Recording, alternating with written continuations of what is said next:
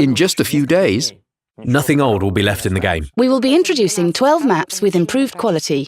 They look just like real life. So, today we'll talk about the Sandbox.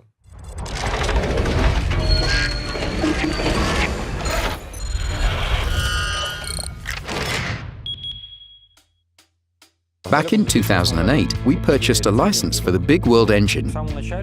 At the very beginning, the engine proved to be a good one. Its server part was the best at the time.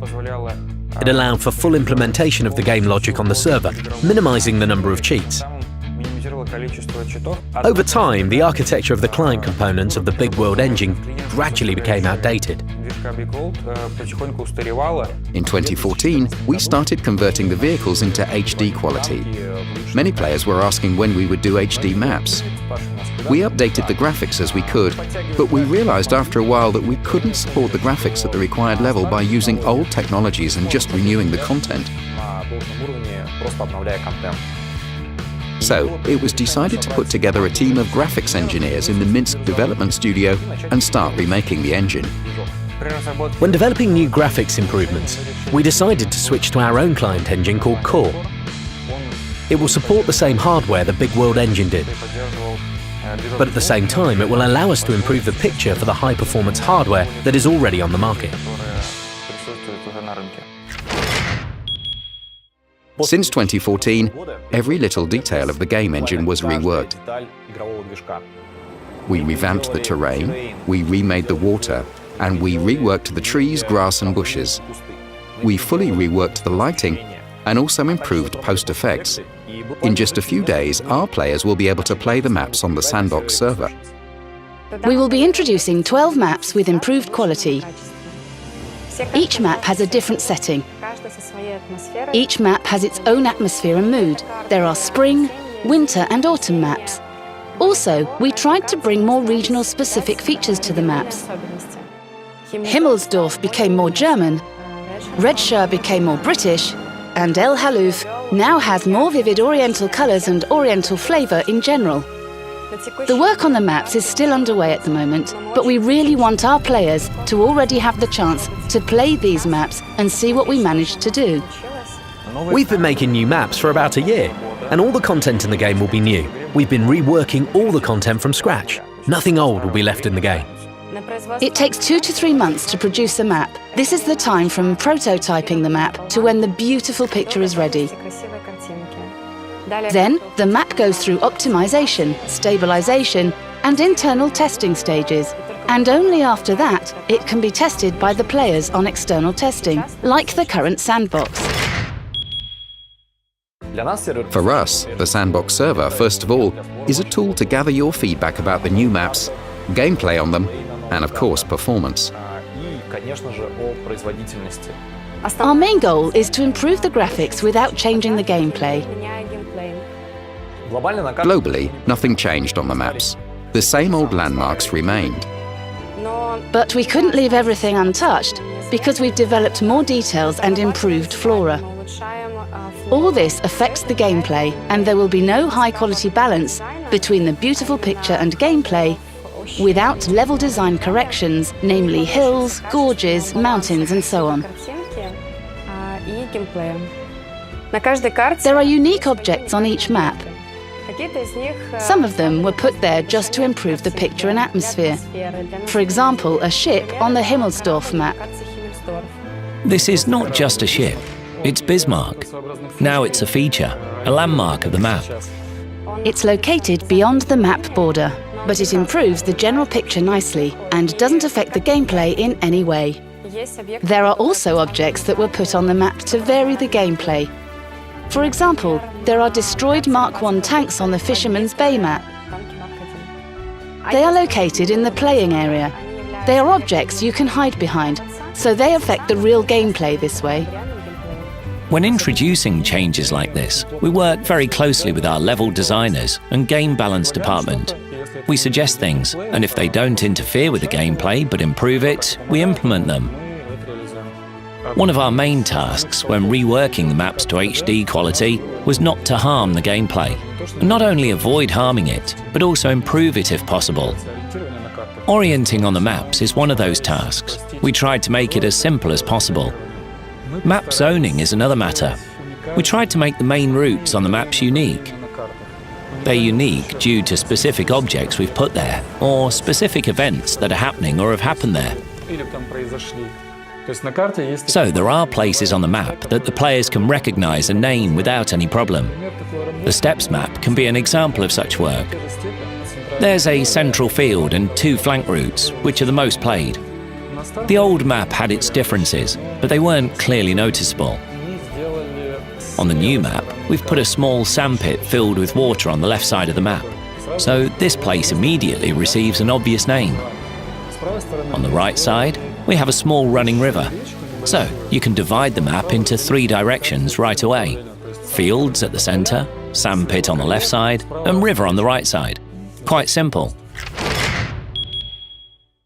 Terrain is the base of the map.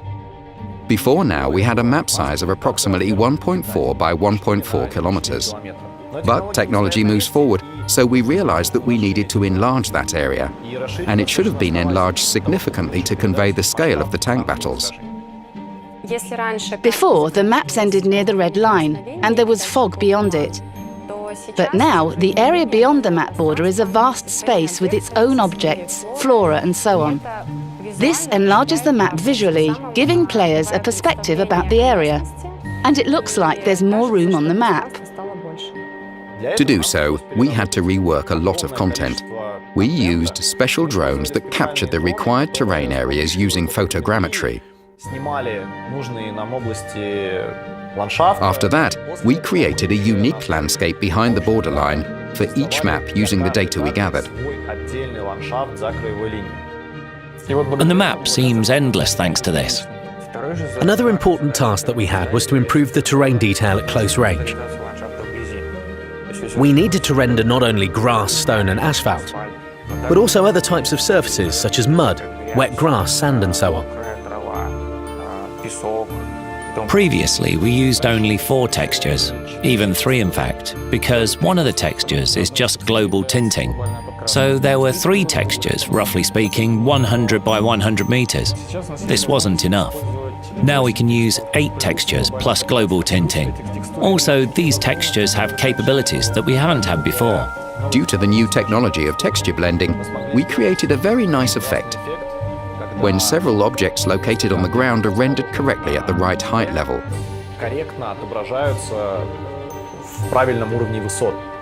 This effect allowed us to detail our terrain, make it diverse, and create our own atmosphere for each map.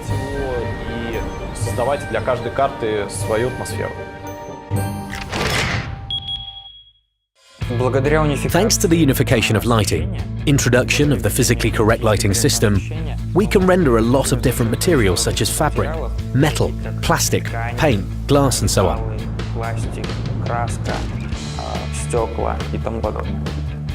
Simply put, the physically correct lighting or rendering means unifying different materials. All surfaces behave the same way due to this. This means that we can apply modifiers, such as soaking to the surfaces, and it will work consistently for all surfaces we have in the game.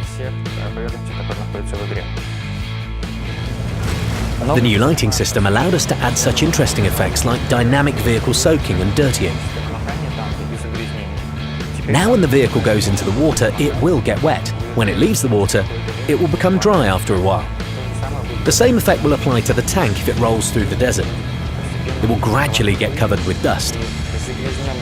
And when a dirty, dusty tank rolls into the water, it will become clean again. We couldn't forget about such an important detail as water. We don't have a lot of water on our maps, but it's there. Vehicles interact with it, and you can even drown on some maps. To make the water more realistic, we fully reworked all water textures. We created a unified system that allows for rendering all types of water surfaces. Watercourse is rendered for rivers. Then you will be able to notice waves on the ocean surfaces. Big waves, the size of a tank. An essential condition for water surfaces was their interaction with the vehicle. What happens when a tank submerges into water? Foam and waves appear around it. Also, there's a special underwater effect that makes the whole picture more volumetric. Waves will also appear when a tank fires a shot standing in the water or shoots at the water itself.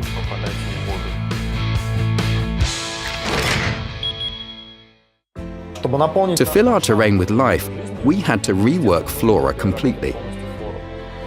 We created more than 100 different types of trees from scratch. Now the trees are rendered correctly in the spring, fall or winter settings.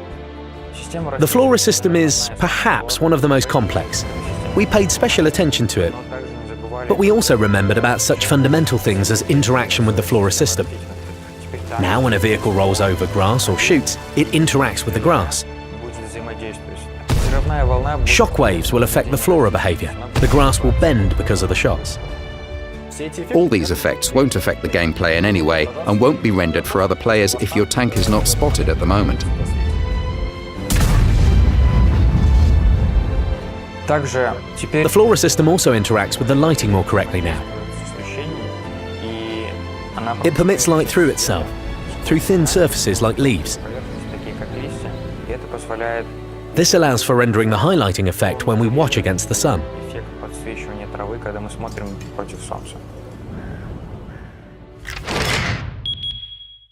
The game will also have a new sky. What is it? It's a true HDR created from a photograph of real sky. The picture becomes very realistic thanks to it. Before the improved graphics, we had already implemented the Skybox technology. It's a dome over the map that simulates the sky.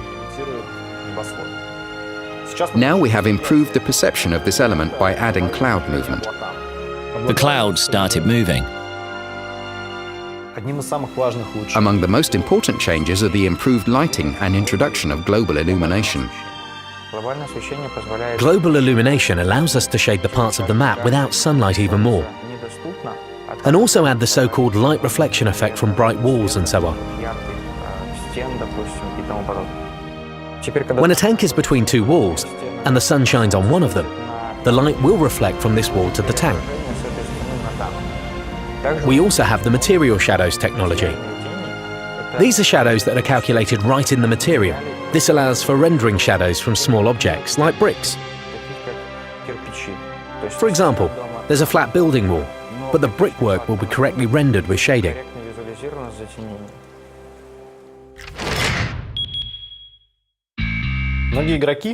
Many players know the technology called Havoc Destruction that is responsible for the realistic destruction of objects. Currently, this technology is being actively refined at the moment. Players may see some funny things on the Sandbox. For example, logs stuck in the vehicle or incorrect behavior of stones. We will certainly improve this behavior in the future. We use Havoc Destruction only to render destruction. The entire graphics component is fully implemented on the proprietary core engine. Our goal was to keep the performance in the game as it is, and we managed to do so. We are very passionate about what we've done, and we sincerely hope that players will like both the improved graphics and improved gameplay. Players will be able to see all this in just a few days on our Sandbox server. Submit your applications, leave your comments on the forum. See you in the Sandbox. And that's it.